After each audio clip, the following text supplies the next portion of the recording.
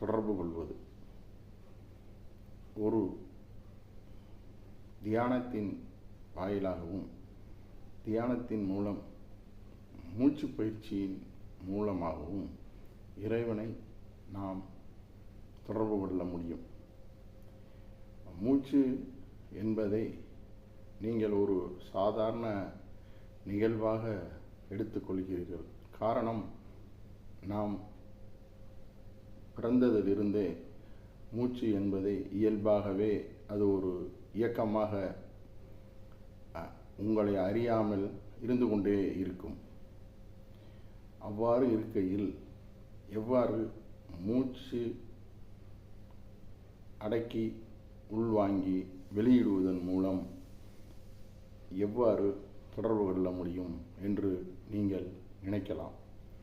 ஆனால் மூச்சை நீங்கள் கவனித்து ஒரு சீரான முறையில் இயக்குவதால்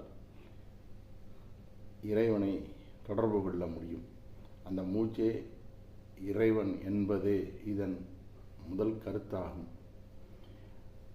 சரி, எவ்வாறு இந்த மூச்சை சரி செய்து இறைவனை தொடர்பு கொள்வது என்று பார்ப்போம். நீங்கள் செய்ய வேண்டியது ஒரு எளிமையான செயல்தான். நீங்கள் ஒரு ஆசனத்திலோ அல்லது இப்பொழுது நான் ஒரு சோஃபாவில் அமர்ந்திருக்கிறேன், இந்த நிலையிலோ அமர்ந்து உங்கள் முதுகெலும்பு நேரான நிலையில் வைத்துக்கொண்டு கண்களை மூடி 1 முதல் 2 நிமிடங்கள் இருங்கள்.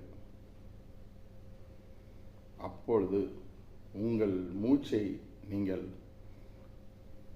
இயல்பாக கவனித்துக் கொண்டிருங்கள்.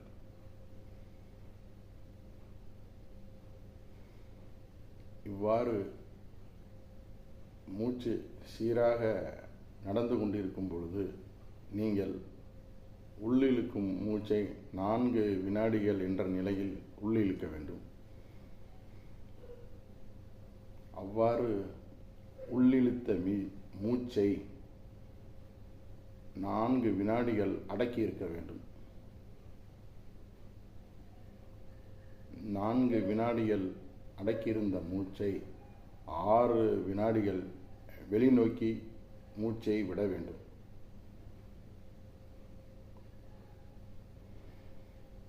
மீண்டும் இதுபோல் மூச்சை உள்ளிழுக்கும் போது 4 வினாடிகள் மூச்சை உள்ளிழுக்கவும், பின்பு 4 வினாடிகள் மூச்சை அடக்கி இருக்கவும்,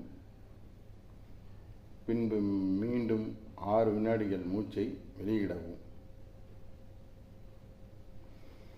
இவ்வாறு நீங்கள் மூச்சை உள்ளிழுக்கும் போதும் அடக்கும் போதும் வெளியிடும் போதும் மூச்சை நன்றாக கவனிங்கள். அந்த மூச்சே இறைவன்.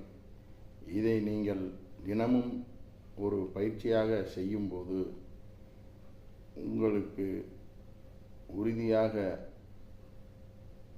இறைவனுடைய தொடர்பு கிடைக்கும் என்று மகாவாதர் பாபாஜி அவர்கள் கூறியிருக்கிறார். அவருடைய அறிவுரையின் அடிப்படையிலே நான் இந்த வீடியோ பதிவை உங்களுக்கு வழங்கியிருக்கிறேன்.